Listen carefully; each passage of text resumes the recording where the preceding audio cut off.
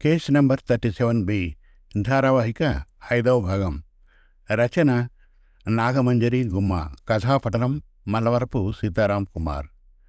జరిగిన కథ: అరకు ప్రాంతంలో ఆర్కియాలజీ తవ్వకాలకు వెళ్లిన ప్రొఫెసర్ శ్యామ్ సుందర్ తన సహాయకురాలు కార్తీక కనిపించడం లేదని పోలీసులకు ఫిర్యాదు చేస్తాడు.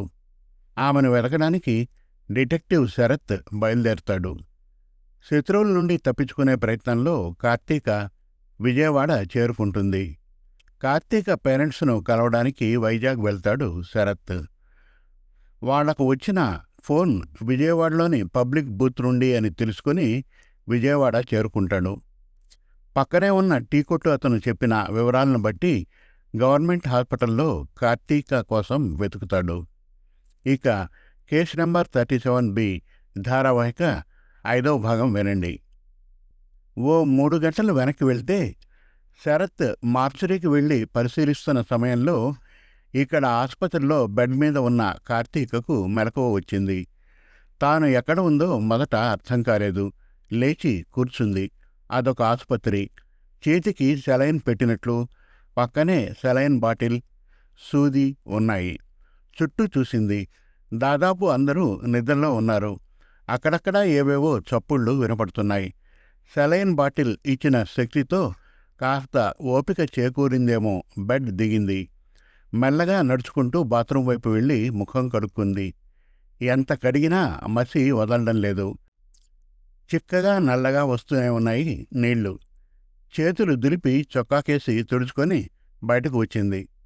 అప్పుడే ఎవరో బయటకు వెళ్ళినట్లున్నారు. తలుపు ఓరగా తెరిచి ఉంది. బయటకు నడిచింది కార్తీక. బయట కొళాయి దగ్గర ఎవరో ముఖం కడుక్కోవడం చూసి అటువైపు 4 అడుగులు నడిచి మళ్లీ కుళాయి నీళ్లతో ఈ నలుపు వదిలేది కాదని ప్రయత్నం విరమించుకొని ఆసుపత్రి గేటు దాటి బయటకు అడుగుపెట్టింది. అక్కడ ముఖం కడుక్కుంటున్నది శరత్.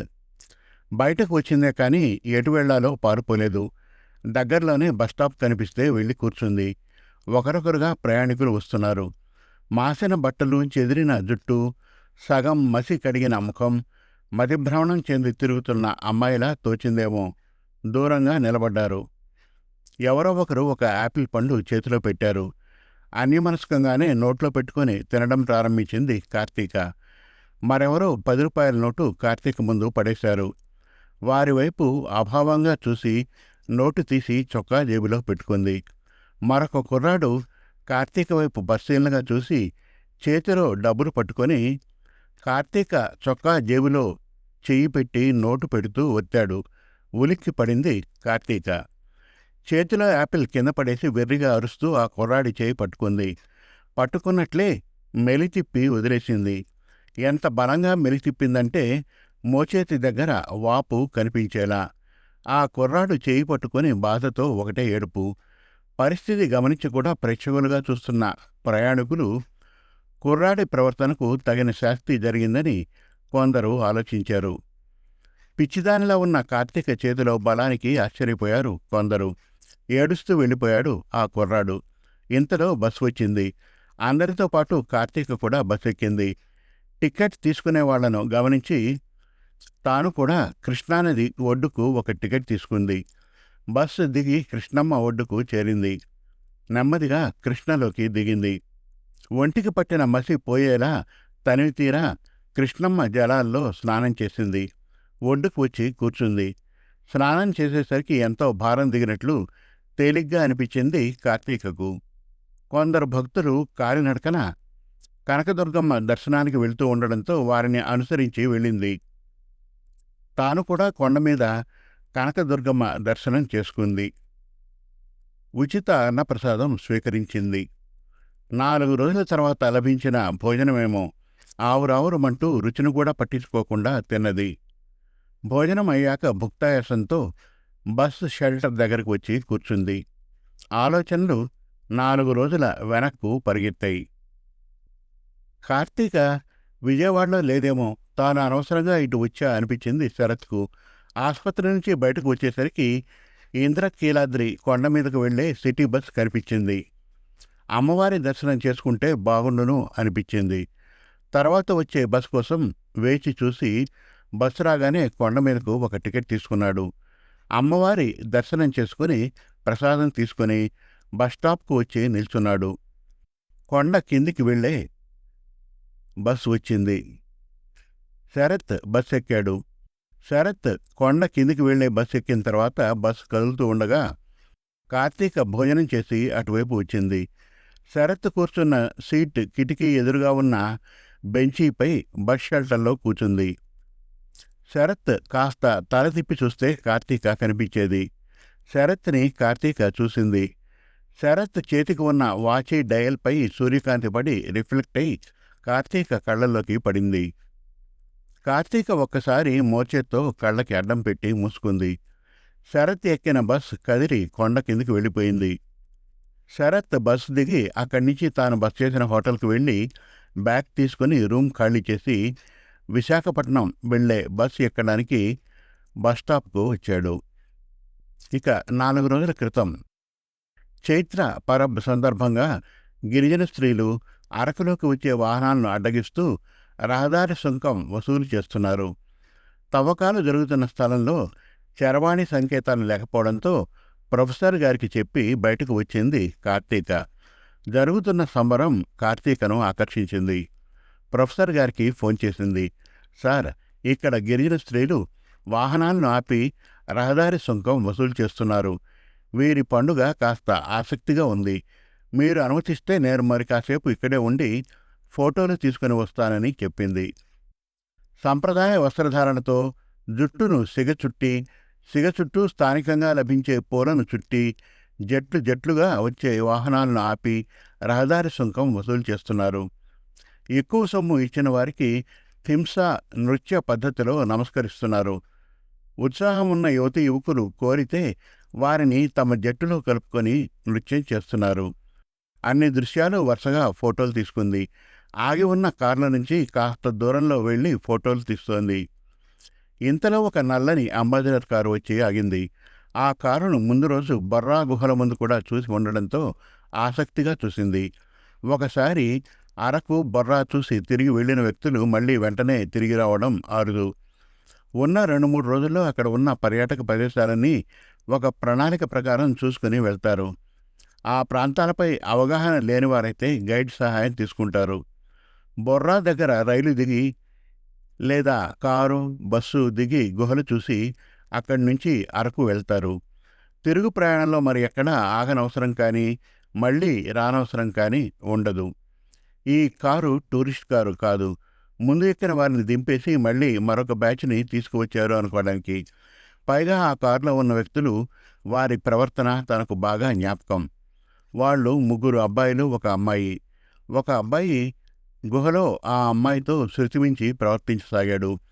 ఆ అమ్మాయి పరుగెడుతూ సందర్శకులను అనుమతించే హద్దుగా కట్టిన తాడు దాటి తవ్వకాలు జరిగే ప్రదేశానికి కూతవేటు దూరంలోకి వచ్చేసింది.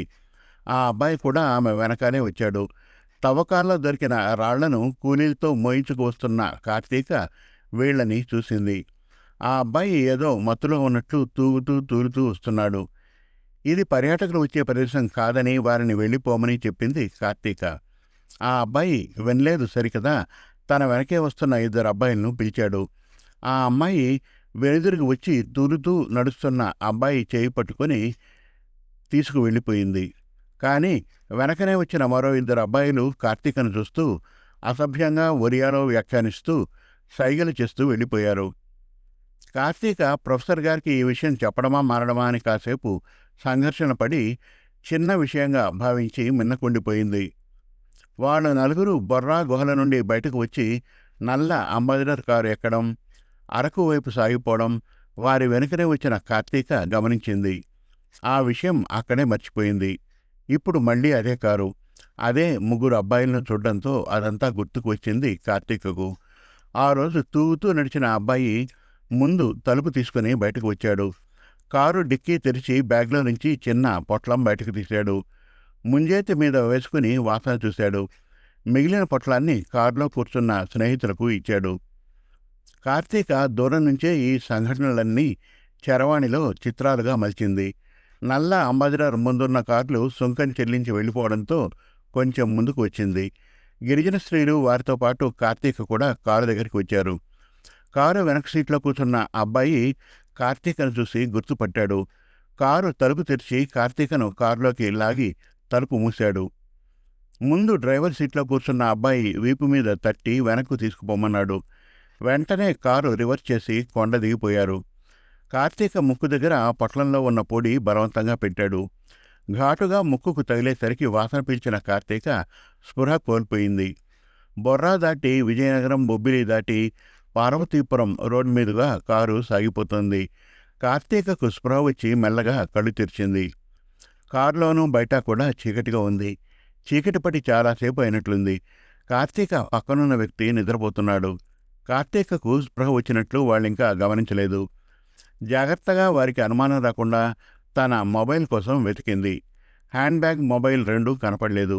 ఇంతలో పక్కనున్న వ్యక్తికి మెలకు వచ్చింది. గబుక్కున కళ్ళు మూసుకుంది. ఏదైనా దాబా దగ్గర ఆపండ్రా, తినేసి వెళ్దాం అన్నాడు. ఓ లేచావా? చాలాసేపటి నుంచి మంచి హోటల్ కోసం చూస్తున్నాం. సరే కానీ ఆ పిల్ల లేచిందా అన్నాడు డ్రైవింగ్ చేస్తున్నవాడు. రాత్రి పగలు నడిచే పంజాబీ దాబా దగ్గర కారు ఆగింది. పక్కన కూర్చున్న అబ్బాయి కార్తీకను కదిపి చూశాడు. కార్తీక కదలకుండా అలాగే పడి ఉంది. లేదురా అన్నాడతను. ముగ్గురు కారు దిగి దాబా వైపు కదిలారు. ఇదే సమయమని నెమ్మదిగా కారు తలుపు తెరుచుకొని బయటపడింది కార్తీక. ఆగి ఉన్న కార్లను చాటు చేసుకుంటూ జాగ్రత్తగా ఆ పరిసరాలు దాటి కనపడిన రోడ్డు మీదుగా పరుగు ప్రారంభించింది. ఇంతలో రైలు కూత వినపడింది. మరో ఆలోచన లేకుండా అటువైపు పరుగు తీసింది. రైల్వే స్టేషన్ చేరుకుంది. స్టేషన్ పేరు చూసి ఉలిక్కి పడింది. పార్వతీపురం. ఎక్కడి అరకు, ఎక్కడి పార్వతీపురం? తనను కిడ్నాప్ చేసిన వారు ఎవరు? ఎక్కడికి తీసుకువెళ్తున్నారు? అంతా అయోమయంగా ఉంది. తలంతా దిమ్ముగా ఉంది. ఎక్కడైనా పడుకొని నిద్రపోవాలని ఉంది. కానీ వాళ్ళు మళ్ళీ వెతుక్కుంటూ వచ్చి తనని తీసుకుపోతే ఆ ఊహకే భయం వేసింది కార్తీకకి. స్టేషన్ మాస్టర్ దగ్గరకు వెళ్ళి అడిగింది. కూలీ ఏదో చెప్తూ తనను అదో రకంగా చూసేసరికి భయం వేసి బయటకు పరుగు తీసింది. అయినా వెంబడించాడు వాడు. చీకట్లో నక్కింది. వాడు వెతికి వెళ్ళిపోయాక ప్లాట్ఫామ్పై ఉన్న కొళాయి దగ్గరకు వెళ్ళి ముఖం కడుక్కొని 4 దోసిళ్ల నీళ్లు తాగింది. ప్రయాణికులు తక్కువగా ఉన్నారు. తననే చూస్తున్న ఒక ముసలి వ్యక్తి దగ్గరకు వెళ్ళింది కార్తీక. పెద్దాయన, ఇప్పుడు ఏ రైలు వస్తుంది అడిగింది కార్తీక. నువ్వు ఏడకపోవాలా ఆరాగా అడిగాడు ముసలి వ్యక్తి. చేతిలో లగేజీ లేకుండా, కనీసం హ్యాండ్ బ్యాగ్ అయినా లేకుండా రాత్రివేళ ఒంటరిగా వచ్చిన కార్తీకను అనుమానంగా చూశాడు. విశాఖపట్నం చెప్పింది కార్తీక. ఇప్పుడు అటు పోయే రైళ్లు లేవు. వచ్చినా ఇక్కడ పెద్దగా ఆగవు. బెలగాంపు, అక్కడ అన్ని రైళ్లు ఆగుతాయి. నీ సామాన్లేవి అడిగాడు ముసలి వ్యక్తి. అర్థం కానట్లు చూసింది కార్తీక. బెలగాం అంది ప్రశ్నార్థకంగా. బెలగాం, ఇలా ఇటుపోతే బెలగాం స్టేషను వస్తుంది. అది కూడా తెలీదా అన్నట్లు చూశాడు. రోడ్డు మీదకు వెళ్తే తనని ఎత్తుకొచ్చిన వాళ్ళు తిరిగి తనని వెతుక్కుంటూ వస్తే దొరికిపోతుంది. ఈ పట్టాలపై పరిగెత్తడం తప్ప గత్యంతరం లేదు తనకి. త్వరగా ఎక్కడికైనా చేరి నిద్రపోవాలన్నట్లు ఉంది కార్తీకకు. ఇక్కడ ఎక్కువసేపు ఉండడం మంచిది కాదు అని నిశ్చయించుకొని ఆ చీకట్లోనే పట్టాల మీదుగా బెలగాం వైపుగా పరుగు ప్రారంభించింది. ముసలి వ్యక్తి ఆశ్చర్యంగా కార్తీక వెళ్ళిన వైపే చూస్తూ ఉండిపోయాడు. తీరిగ్గా భోజనం ముగించుకొని దాబా నుండి తిరిగి వచ్చారు ముగ్గురు యువకులు. కారు తలుపు తీసి ఎక్కబోతూ కారులో కార్తీక లేకపోవడం గమనించి కంగారు పడ్డారు. ఏదిరా పిల్ల ఎటువైపు వెళ్ళింది అనుకుంటూ చుట్టుపక్కల అంతా తిరిగి గాలించారు. ఆగి ఉన్న ఏ కారులో అయినా ఎక్కిందేమో అని చూశారు. తమ కారు ఎక్కి వచ్చిన దారి వెంట మళ్ళీ వెనక్కి వెళ్ళి వెతికారు. అదే సమయంలో కార్తీక రోడ్డు బదులు రైలు పట్టాల వెంట బెలగాం వైపు వెళ్తోంది. కార్తీక కనపడక వెనుదిరిగి రాయగఢ్ వైపుగా వెళ్ళిపోయారు ఆ యువకులు. కార్తీక పరుగు పరుగున బెల్గాం రైల్వే స్టేషన్ చేరి వచ్చిన గూడ్స్ రైలు ఎక్కి మత్తు ప్రభావం చేత పరిగెత్తి అలసిపోయి ఉండడం చేత ఒళ్ళు తెలియకుండా నిద్రపోయింది. విజయవాడలో మేల్కొని ఆగి ఉన్న రైలు దిగింది. కనకదుర్గ అమ్మవారి గుడి దగ్గర ప్రసాదం స్వీకరించి గతాన్ని తలుచుకున్న కార్తీక విశాఖపట్నం చేరే మార్గం అన్వేషించసాగింది. మెట్ల మార్గం గుండా తిరిగి కొండ కిందికి వెళ్ళింది. కొంత దూరం నడిచింది. ఇంకా ఉంది. కేస్ నెంబర్ 37B ధారావాహిక 6వ భాగం త్వరలో మరిన్ని చక్కటి కథల కోసం, కవితల కోసం, వెబ్ సిరీస్ కోసం మన తెలుగు కథలు .com విజిట్ చేయండి. Thank you.